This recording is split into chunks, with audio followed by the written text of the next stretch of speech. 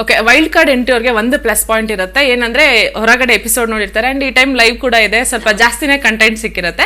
ಒಳಗೆ ಹೋಗುವಾಗ ಒಂಥರ ನೀಟಾಗಿ ಪ್ರಿಪೇರ್ ಆಗಿ ಹೋಗಿರ್ಬೋದು. ಬಟ್ ಇದೆಲ್ಲದ್ರ ಮಧ್ಯನೂ ಜನಗಳಿಗೆ ಒಂದು ಡೌಟ್ ಇದೆ, ಏನು ಅಂದ್ರೆ ವೈಲ್ಡ್ ಕಾರ್ಡ್ ಎಂಟ್ರಿಲಿ ಮನೆ ಒಳಗಡೆ ಹೋಗೋರಿಗೆ ಫೀಡ್ ಮಾಡ್ತಾರಾ, ಅಂದ್ರೆ ನೀವು ಈ ತರದವ್ರ ಜೊತೆ ಹಿಂಗಿರ್ಬೇಕು ಅಂತ ಈ ತರ ಏನಾದ್ರು ಫೀಡ್ ಮಾಡ್ತಾರಾ ಅನ್ನೋದೊಂದು ಡೌಟ್ ಇದೆ.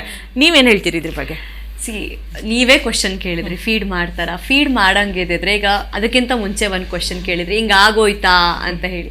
ಫೀಡ್ ಮಾಡಂಗಿದ್ರೆ ಮೇ ಬಿ ನಾನು ಯಾರ ಮೇಲೆ ಅಪವಾದ ಅಥವಾ ಹೆಂಗೆ ಆಡಬೇಕು ಅಂತ ಹೋದಕ್ಕಿದ್ನು ಅವ್ರ ಅಗೇನ್ಸ್ಟೇ ಆಡ್ಬೋದಿತ್ತು.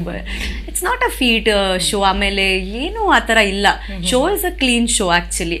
ನೀವು ಹೆಂಗೆ ಆಡ್ತೀರಾ ಅದು ನಿಮ್ಮ ಮೇಲೆ ಬಿಟ್ಟಿದ್ದು. ಸೊ ನನಗೆ ಏನಂದರೆ ಹಾನೆಸ್ಟ್ಲಿ ಸ್ಪೀಕಿಂಗ್ ಎಥಿಕ್ಸ್ ಬಿಟ್ಟು ಆಡೋಕ್ಕೆ ನನಗಿರಲಿಲ್ಲ.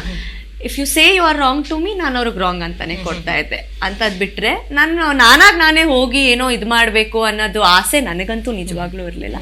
ಐ ಫೀಲ್ ಖಾಲಿ ಡಬ್ಬಾಗಂತೂ ಇರಲಿಲ್ಲ, ಸೌಂಡ್ ಡಬ್ಬ ಆಗಿದ್ದೆ ಮನೆ ಒಳಗಡೆ ಅಂತ ಐ ಫೆಲ್ಟ್ ಇಟ್. ಬಟ್ ಎಲ್ಲೋ ಒಂದು ಕಡೆ ಬ್ಯಾಡ್ ಲಕ್ ಅನ್ನೋದು ಹಿಡಿದು ಬಿಡ್ತು ಅನ್ನೋದು ಬಿಟ್ಟರೆ nothing has went wrong according to me.